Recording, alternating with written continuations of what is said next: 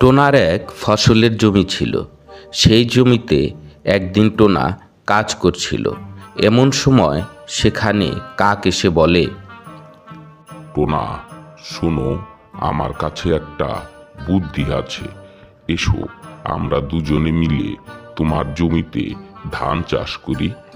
ধানের দাম এখন ভালো যায়, দুজনে অনেক ভালো লাভ করতে পারবো, আর সেই টাকায় ভালো ঘর তৈরি করতে পারবো।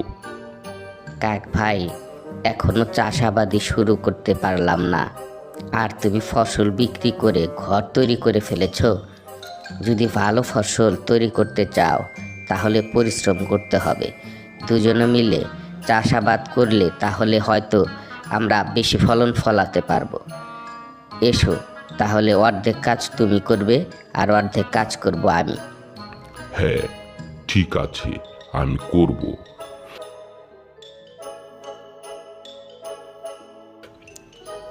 এই বলে তারা যার যার ঘরে চলে যায়।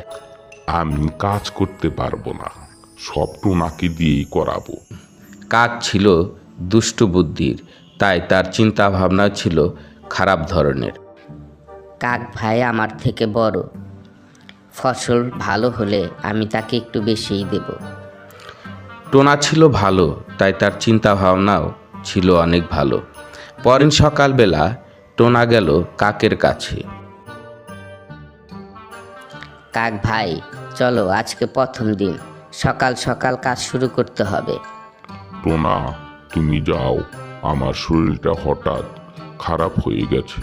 এখন রোদে কাজ করলে আমি আর উঠতেই পারবো না।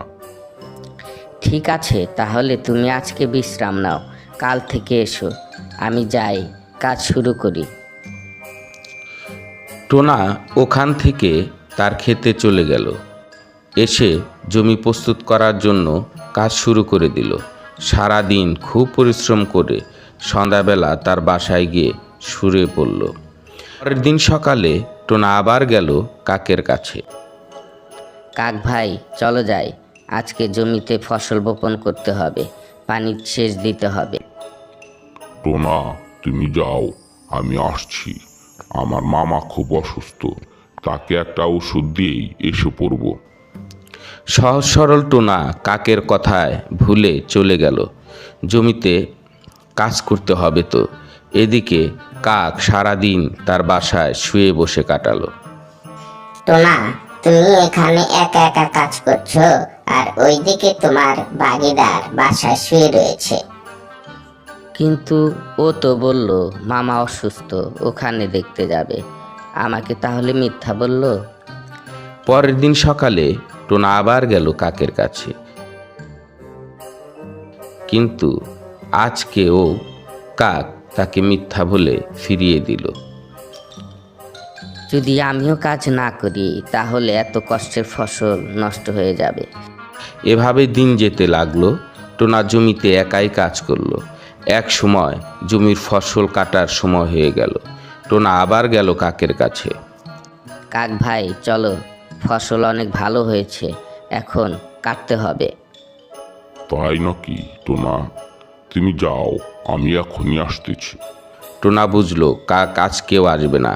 টোনা জমির ফসল সব কেটে ধান মাড়াই করে ধান আলাদা আর খড় আলাদা করে রাখলো। এদিকে আকাশও মেঘাচ্ছন্ন হয়ে গেছে, যে কোনো সময় ঝড় বৃষ্টি শুরু হবে। বিকেলবেলা কাক এসে ধানের উপর বসে পড়ল। টোনা, এই সব ধান আমার, আর ওই খড়গুলো তোমার। এ কি বলছো? এটা তোমার অন্যায়। সব কাজ করলাম আমি, আর তুমি সব ফসল নেবে? আমি তো অর্ধেক ধান নেবই। আমি কাক, আমার সাথে লাগতে আসিস না, তাহলে তোকে মেরেই ফেলবো। এভাবে জোর জুলুম করো না কাক ভাই, আল্লাহর গজব পড়বে তোমার উপর। এমন সময় ঝড় বৃষ্টি শুরু হয়ে গেল। টোনা ঝড়ের হাত থেকে বাঁচার জন্য খড়ের গাদার নিচে আশ্রয় নিল। আর কাক তার লোভ সামলাতে না পেরে সেই ধানের নিচেই গিয়ে বসে পড়ল। এতে বৃষ্টি আর ধানের ভারে সে সেখানেই চিড়েচেপ্টা হয়ে মরে পড়ে রইল। এভাবেই জুলুমকারী কাক ধ্বংস হয়ে যায়, আর সহজ সরল টোনার পরিশ্রমের সব ফসলের মালিক সে নিজেই হয়।